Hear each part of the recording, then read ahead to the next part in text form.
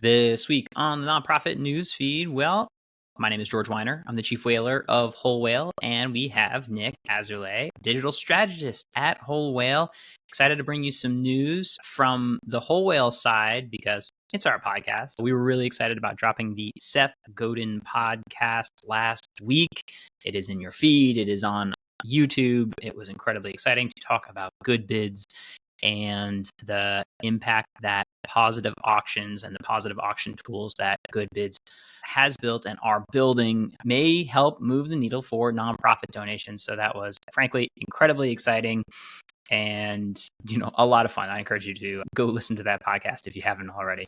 Nick, what are we seeing in the news? Thanks, George. Yeah, I'll start us off. The first thing we want to talk about are round-up donations. So this point of service form of donations has seen a surge in recent years, according to reporting from NPR and phys.org. So point of sale donations have seen a surge, raising millions of dollars for charities. So in 2022, these campaigns brought in $749 million, which is a 24% increase over 2020.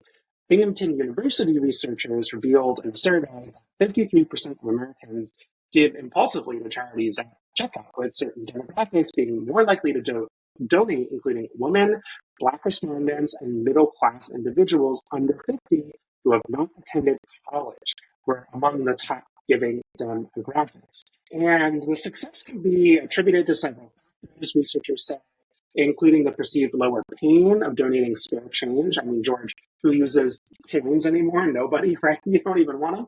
And there's a natural inclination to round numbers, researchers speculate. And in one example, the Taco Bell Foundation found that it doubled its annual fundraising by switching from asking for $1 donations to a round-up strategy. And similarly, the Children's Miracle Network hospitals raised $138 million in 2022 through point-of-sale campaigns. There's some speculation about donor fatigue, how long will this trend last, but I think we've learned a lot that pennies on the dollar are really easy for people to give. And I think there's some other for-profit companies that have figured this out. The investing app Acorns, for example, uses a similar thing. Round up each expense, put it into investing accounts. So there seems to be some interesting kind of donor-giving human money psychology thing happening here, George. Yeah, I think there are a few things in play. I didn't see necessarily pointed out by this article. It was like in NPR, it was in Chronicle of Philanthropy. There are news pieces coming out about how Domino's has had success with this. And here are the things that I see in the dynamic for why point of sale or roundup giving in those moments work. Number one, and this comes into number one for all things around fundraising, is the number one reason people give is because they are asked. The number one reason people give is because they are asked. They're asked by a friend, they're asked by the nonprofit, but they are asked. And you have this great opportunity with someone with their wallet open,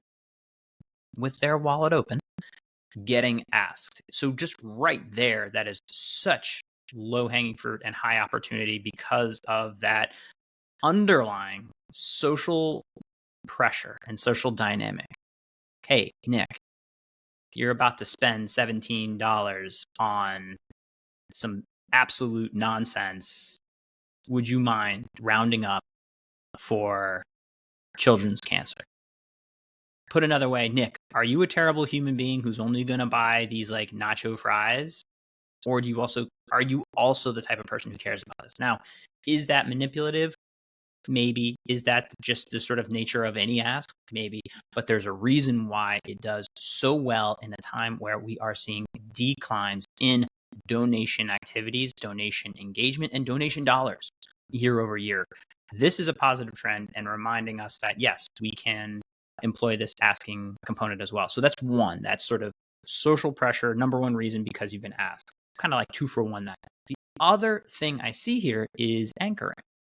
It's actually not that much money in context to what you're already spending on. Are you spending $17.50 on an absurd entree with nacho cheese? Like, okay, well, $17 is a lot more than 17 cents or 70 cents, which in comparison, right, anchored to what you're about to buy is significantly less. So you're like, oh, that's nothing. That's so small, as opposed to saying, hey, I'm walking down the street. I haven't opened my wallet out of nothing. Hey, would you mind donating $1 to this cause? You're like, there's friction and also that lack of anchoring there. So I think there's a lot more upside to this. And like also remember, when you're comparing the point of sale donations of like 2020 and 2021, there was a thing back in the day called COVID. We weren't going to point of sale locations. So I'm unsurprised to see that, when we analyze to that period of time, remember the N was much smaller. The number of people surveyed, number of people potentially even going to point of sale was so small. So this is great to see. I think there's a lot more opportunity. I would love to see this at a micro level, a smaller level for smaller organizations rather than just, frankly, the people that can operate, Children's Miracle Network hospitals, which operates in the hundreds of millions of dollars. We get it. But I think there's opportunity to go hyper local with this strategy in these point of sales as a real new revenue driver, hopefully. Yeah, George, I think that's really important. And I think all the time that there are so many people who like to live their lives generously. And the thing that you pointed out is you need to just ask. If I go in and I buy my coffee and there was a little thing that said, "Hey, do you want to donate to this local, food pantry?" I'm like, yeah, I'm in, but like I'm asked. So I think that's an interesting thing to think about. I think there's a lot of innovation that still potentially exists out there to help donate. All right, I'll take us into our next story. This one comes from NBC News. But Melinda French Gates, formerly married to philanthropist Bill Gates, is committing $1 billion over the next 2 years to support women's rights, including reproductive health, through her organization, Pivotal Ventures. So Melinda French Gates actually resigned from the Gates Foundation, and this decision comes amid growing political violence against women and maternal health issues. Her initiative aims to improve mental health and physical health for women and includes a $250 million grant for grassroots groups. It seems that Melinda French Gates is kind of following in the footsteps of Mackenzie Scott, kind of high-profile, super wealthy individuals, kind of giving their money no strings attached through philanthropic efforts. It seems that French is really particularly honing in on women and maternal health issues. So, George, we were curious last week whether this would happen based on the news with French resigning from the Gates Foundation, and it seems that it came to fruition. This is a space I think we should watch. Yeah, I like this sort of announcement around the pace of giving, saying that you're going to give out $1 billion over 2 years. Quick math. You're pushing out about $500 million a year. Mackenzie Scott has been roughly on a $3 billion per year. She has donated $15 billion in 5 years as of the end of last year, 2023. And I think there is just sort of a powerful statement and then forcing mechanism for the teams that work with them to give that money away, to be like, no, I publicly said this. I put myself out there saying this is how much I'm going to give away. I also think it is not an accident at this point that individuals with this level of wealth and publicly announcing their philanthropy and the pace of philanthropy are both women. Not an accident. And it's something impressive to see, but also I know that the folks working in those fields are paying very close attention to how now Gates will go about the distribution of that and probably a more focused way. In terms of the range of causes, just to be clear, like Mackenzie is like, about a larger swath of infrastructure and support and touches more topics, certainly more money, to be clear, right? But I'm very curious as to how those applications start to roll out. Yeah, George, I think that's true. And it's worth noting that through various other things, I kind of realized, I think Americans, it gets a little kind of wrapped up in kind of hard to untangle narratives, but the amount of the global NGO rights infrastructure, women's rights, human rights, etc., is wrapped up in a very small number of individuals and extremely dependent on those individuals. In particular, I'm thinking of the Open Society Foundations, George Soros, who practically funds the global human rights movement. It's not, I'm not trying to make some kind of trope or whatever, but it's actually it's true. Tons and tons of human rights specific funding comes from a small number of individuals. So even though we think about this in the U.S. centric terms, the global implications, the global infrastructure is dependent to a degree for a very small number of multi-billionaires. So I think this is really impactful, just kind of resetting that not just here in the States, but around the world. All right, and I'll take us into our next story. George, I'm just going to let you have it. Slack users found something kind of horrifying in their terms of service. Tell us about it. So it was really interesting that last week I just made this post about some recent updates to Slack's AI policy. And actually, they were making it a lot clearer. They had actually brought the attention of large online communities around how they sort of had a missing gap in their privacy policy with regards to how Slack data, how our data are being used or not used to train LLMs. On May 17th, they came out with a new post that updated, and we have all of these links inside of show notes, as well as our nonprofit newsfeed.com newsletter that you can sign up for. And in this update, they talk about only using it for categorization, only using our data for recommendations and autocompletes, but not training an LLM. Unfortunately, they also have been very public about announcing the Slack AI integrations in February. Slack bringing AI into bear. And let's be clear, I personally, as a user, am very concerned about any data that we have on behalf of our clients and our company being used in training sets of large language models. It is becoming increasingly hard to keep our data out of those training sets. And one of the things that the community was really concerned about, and this was in articles like Ars Technica, which is a leading tech publication, and their title was Slack users are horrified to discover messages used for AI training. And so I think there was a little bit of misleading here in that actually what happened was a lack of clarification about how this was being used. I also have to note that May 17th is not that long ago. May 17th is when they make a much more public post. I went through the process of opting out. So you can opt out, and we have instructions in the newsletter, and also just in general, you can go find how to opt out. You have to email their team feedback at Slack with your admin and your workspace URL and the subject line Slack global model opt-out request.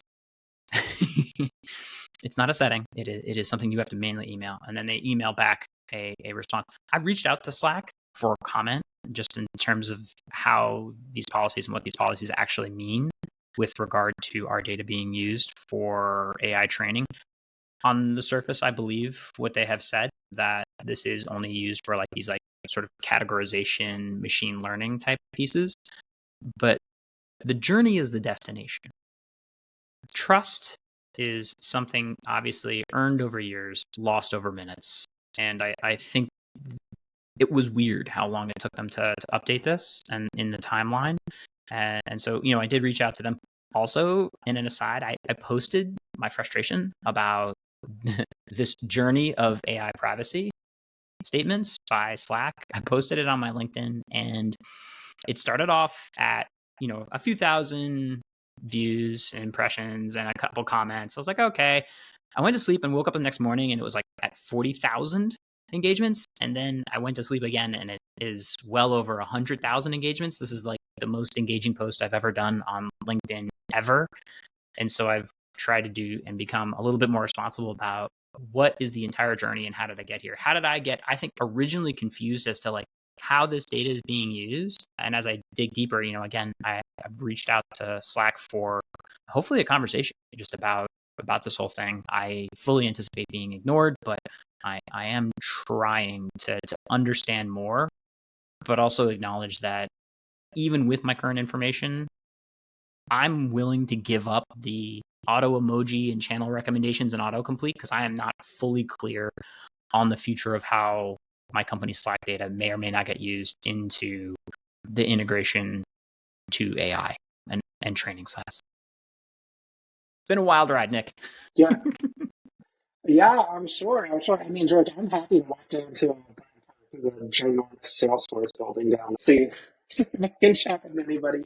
But I think to your point, there's going to be a lot of these conversations, right, that we're going to be having between Microsoft's Copilot, Google's AI, OpenAI developments. AI is going to be natively integrated into every aspect of our tech stacks, our digital lives, etc. As algorithms already have, right?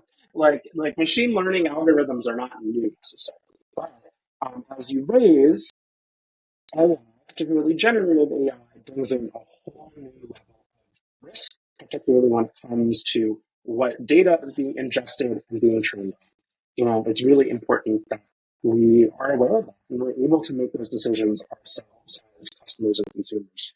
So I think that those, if you're a CTO at a company, these are going to be conversations you're going to be having more and more. There are AI, donor tools. What data are they training on or not training on? There's so many AI tools out there, and I think they're going to become more mainstream. And as the nonprofit sector, the nonprofit community continues to engage with these tools, having clear conversations about what's safe and unsafe, responsible and not responsible is going to become increasingly important. So thank you for providing this story and for bringing it to the attention of so many people, right? Even if the journey is kind of, convoluted, Slack releases all these new statements, whatever. The point is the onus is on them to instill that trust, and they initially did not do that. If that trust was there, they wouldn't have had to release a very long statement. That's kind of confusing.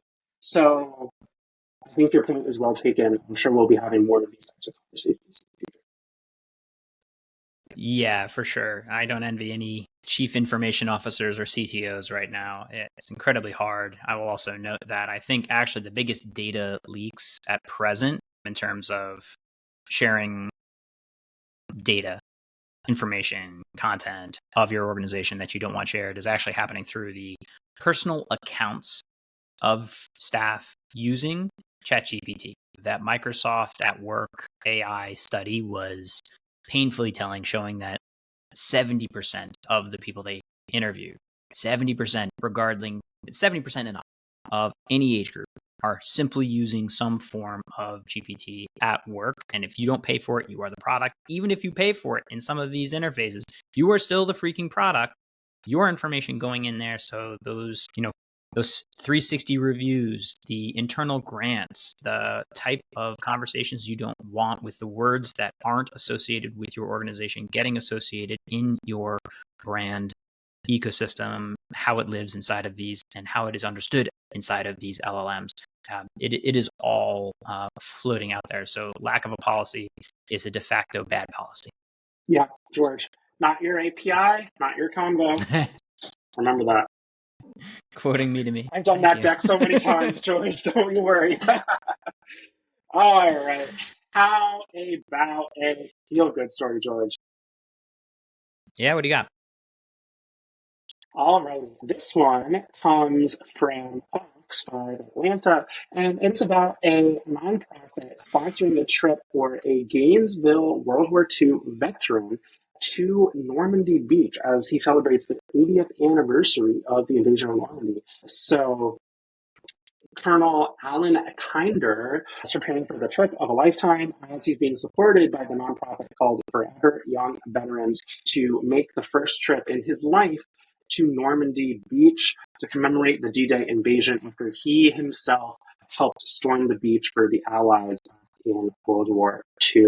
George, we wanted to highlight this story, of course, because yesterday was Memorial Day, but also World War II is increasingly becoming more distant. And I think as the world experiences tumult and chaos, and we think about what rules and what rules aren't, we think about, how the world is shaping. Remembering history is important. And I think that this kind of brings to the forefront the importance of remembering history. So shout out to an awesome organization giving some closure to a vet who for sure deserves it as well.